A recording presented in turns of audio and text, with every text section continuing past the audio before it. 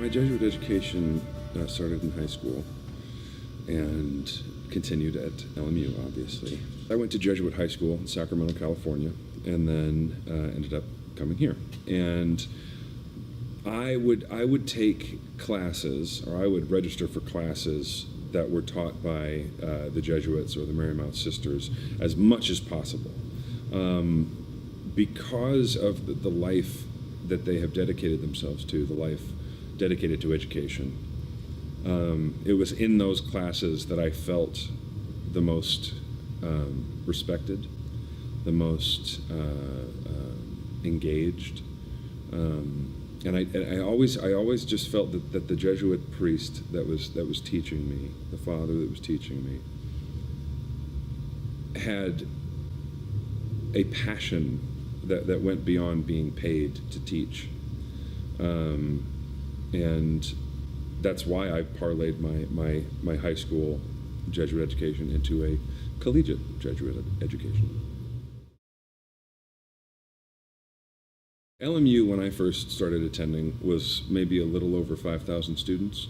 So the socialization of a student as you go from a child to a quote-unquote adult human person was extremely helpful to be in kind of a smaller, more intimate setting. But it's not just intellectual education. A college experience that is dedicated to service, a college experience that is dedicated to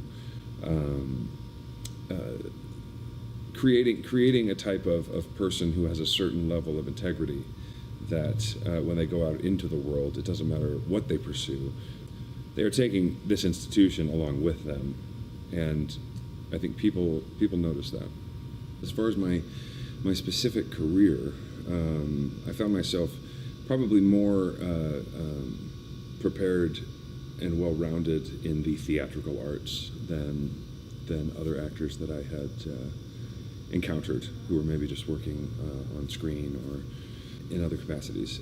So I think the well-rounded nature of at least my department kind of gave me a wealth of knowledge to kind of navigate at least the world of theater a little bit easier than if I had gone elsewhere. Because the storytelling is so wonderfully intricate and well woven, almost everything gives something else away. To my dismay and yours, when I have to go out and promote the show, there's very little I can say. And when you are trying to report on the show, there's very little response that I can give you. So it makes both of our jobs very difficult. But I will say this, that the integrity of the writing and the integrity of the storytelling in season 2 matches, if not surpasses, season 1.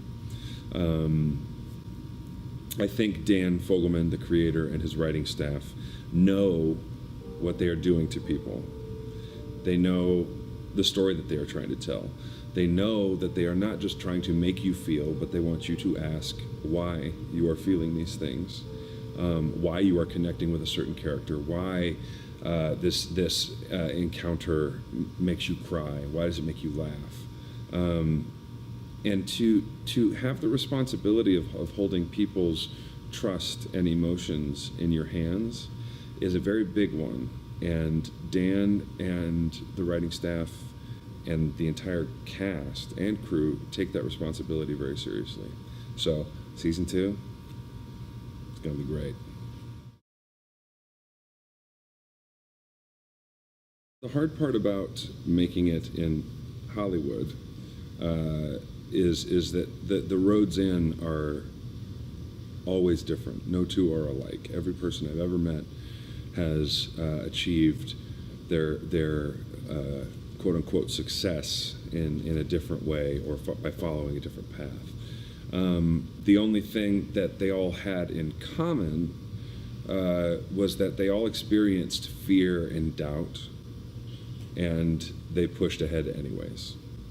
There's a great deal of faith that goes along with pursuing a creative life or an artistic life. If there's one thing you learn at a Catholic university, it's faith.